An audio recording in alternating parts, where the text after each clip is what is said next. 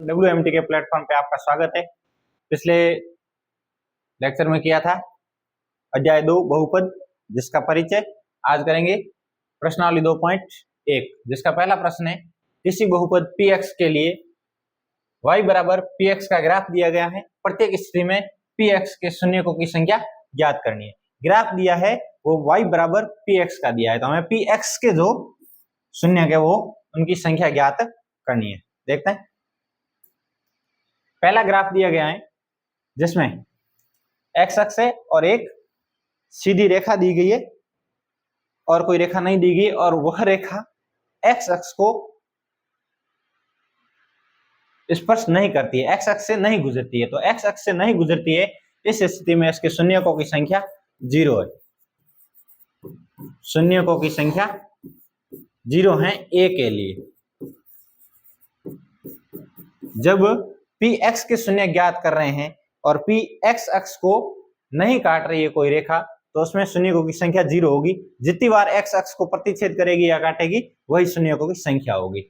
दूसरे समीकरण में देखते हैं, दूसरे ग्राफ में देखते हैं, जिसमें ये रेखा x अक्ष को एक जगह प्रतिच्छेद कर रही है, तो इसमें शून्यकों की संख्या 1 हो गई। शून्यकों की संख्या 1 है। तीसरा ग्राफ देखते हैं, जहां ये रेखा x अक्ष को 1, 2 और 3 बार प्रतिच्छेद कर रही है, तो इसमें शून्यकों की संख्या 3 है। शून्यकों की संख्या बराबर 3। चौथा ग्राफ देखते हैं। चौथे ग्राफ में जो रेखा है, ये लाइन है, वो x अक्ष को 2 जगह प्रतिच्छेद कर रही है, तो इसमें शून्यकों की संख्या 2 हो गई। शून्यकों की संख्या बराबर 2। पांचवा ग्राफ देखते हैं। पांचवें ग्राफ के अंदर ये रेखा x अक्ष को 1, 2, 3 और 4 बार काट रही है, तो इसमें शून्यकों की संख्या 4 हो गई। शून्यकों की संख्या बराबर 4। आगे बढ़ते हैं, छठा ग्राफ देखते हैं। छठे ग्राफ के अंदर रेखा 1, 2 और 3 बार काट रही है, तो इसमें शून्यकों की संख्या 3 हो जाती है।